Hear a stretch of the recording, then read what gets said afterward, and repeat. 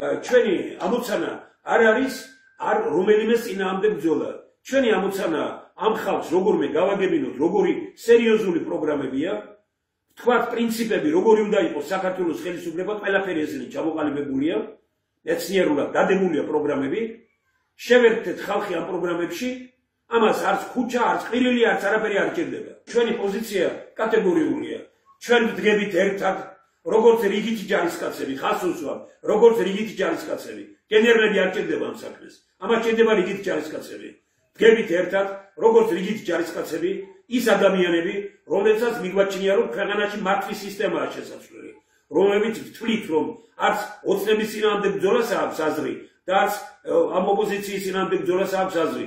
აზრი აქვს ბრძოლა საქართველოსთვის და საქართველოსთვის ბრძოლა თავისთავად ნიშნავს ამ ორთავე ერთმანეთთან დაპირისპირებული ძალის თავის ადგილებზე დასმას, როგორც იტყვიან, ამას ხალხი გააკეთებს თვითონ. ეს რთულია, ეს ძნელია. ჩვენ ამიტომ ავირჩიეთ სხვა გზა. ყველაზე ადვილი ერთ მხარეს დადგე. ჩვენ გვეუბნებიან იმას, რომ თქვენ იყავით ნეიტრალური, ჩვენ ვერ ვიქნებით ნეიტრალური. ჩვენ არ ვამბობთ იმას, რომ ჩვენ ვამბობთ ნეიტრალური კი არ ვარ, სხვა გზას ვირჩევთ. ეს სხვა გზა არის მეცნიერება, მეცნიერული პროგრამები, მეცნიერული პროგრამებში ხალხი შეერთება და ხალხთან ერთად ასე ბრძოლა საქართველოსთვის. ესაა ჩვენი გზა. ჩვენი გზა არის ინტელექტუალური რევოლუცია. ჩვენი გზა არ არის ქუჩა. ჩვენი გზა არ არის ძალა, ძალემობრეობა. ჩვენი გზა არ არის ის, რომ ხო გაქვთ მშვიდობა. ჩვენი გზა არის თავისუფალი ადამიანი. ჩვენი გზა არის თავისუფალი საზოგადოება. ის საზოგადოება, რომელსაც გაცნობიერებული აქვს თავის პასუხისმგებლობა. ესაა ეროვნული. ესაა დღეს თანამედროვე ეროვნული, ამას ქვია.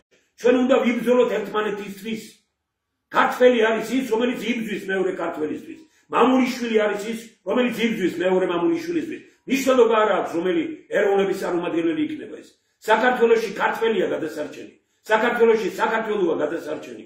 აფხაზში აფხაზია გადასარჩენი. ოსში ოსია გადასარჩენი. აი ამ მდგომარეობამდე მიგვიყვანა ჩვენ ამ პარტიულმა და პოლიტიკურმა ბრძოლამ და ამ დაპირისპირებამ, რომელიც აქამდე იყო.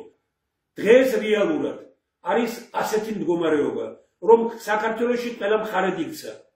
ღვთის წყალობით არსებობს ერთადერთი მეცნიერთა კონგრესი, რომელიც მხარედ არ იქცა. არც ნეიტრალური არ არის. ის არის ხალხთან და ხალხს ეუბნება.